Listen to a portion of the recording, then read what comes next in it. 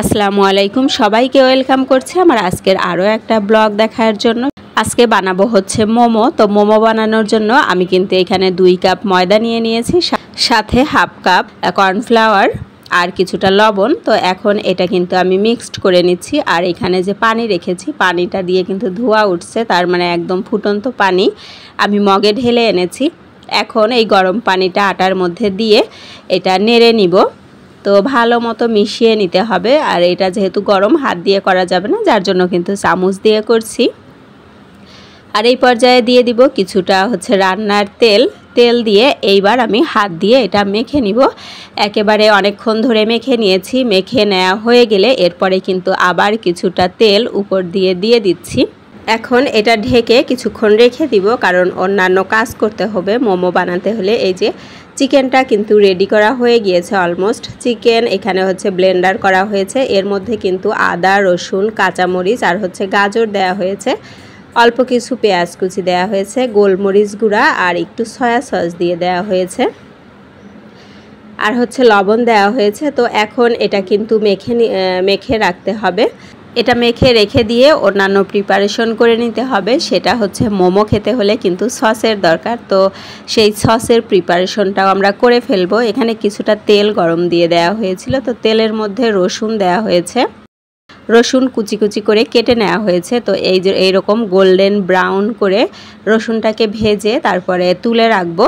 এখানে আরেকটা পাত্রের মধ্যে কিছুটা হচ্ছে চিলি ফ্লেক্স দিয়ে দেওয়া হয়েছে, আর হচ্ছে সাদা তিল দিয়ে দেওয়া হলো, আর হচ্ছে আদা রসুন কুচি, যেটা আমি আপনাদেরকে দেখিয়েছিলাম মাংস মাখার সময়, সেই আদা রসুনের কুচিটা দিয়ে দেওয়া হয়েছে। এরপরে যে তেলটা ছিল রসুন ভাজার, ওই তেলটা কিন্তু আবার গরম করে নেওয়া হয়েছে। একদম ফুটন্ত গরম তেল এই মিশ্রণটার মধ্যে কিন্তু ঢেলে দিতে হবে। এটা কিন্তু সয়াবিন তেল ইউজ করা হয়েছে। এরকম দিলে এরকম উতলাতে থাকবে, মানে এখানে যে কাঁচা রসুন আদা ইউজ করা হয়েছে ওটা কিন্তু একেবারে কুক হয়ে যাবে। আর এরপরে দিয়ে দেওয়া হলো কিছুটা হচ্ছে রেড চিলি, যেটাতে বেশি ঝাল নাই, সেই চিলি পাউডারটা। আর এরপরে 2 চামচ হচ্ছে সয়া সস আর একটু 2 টুকরা লেবুর রস আর সমপরিমাণ এর মধ্যে আমি পানি মিশিয়ে দিব। দিয়ে এই সসটা কিন্তু রেডি হয়ে যাবে।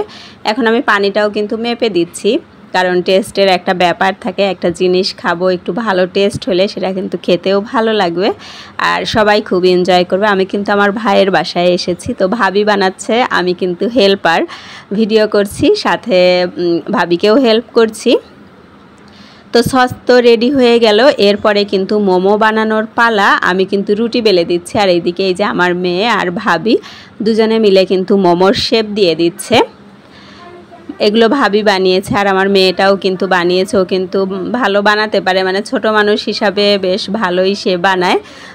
এই যে এখন কিন্তু ভাবি বানাচ্ছে, তো আমি কিন্তু বানানোর ফাঁকে ফাঁকে এসে একটু ভিডিও করে নিয়েছি।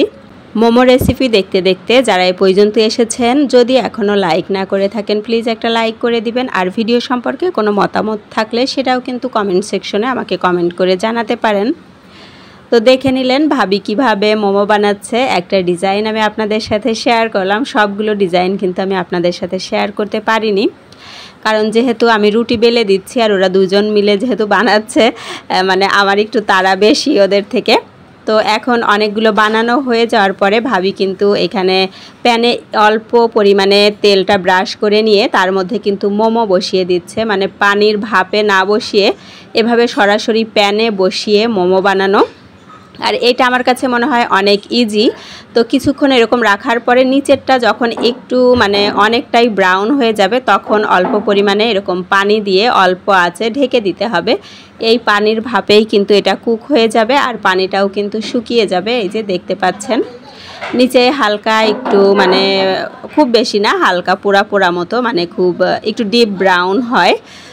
এটা কিন্তু খেতেও মজা লাগে, আর আমার মনে হয় বানানোও খুব ইজি। এরপরে যে রসুনটা ভেজে রাখা হয়েছিল ওটা কিন্তু মোমোর উপর ছড়িয়ে দেওয়া হয়েছে, আর এই যে সসটা বানানো হয়েছিল এটার মধ্যেও দিয়ে দেওয়া হলো। আমার কাছে মনে হয় এটা অপশনাল, এটা কিন্তু না দিলেও হয়, তবে দিলে খেতে ভালো লাগে। আমার কাছে মনে হয় যে মোমো একটা হেলদি খাবার, যেটা বানাতে তেলের ব্যবহার খুব কম হয়। যদিও সস ইউজ করা হয়, তো সসেই একটু তেল মশলা এগুলো থাকে।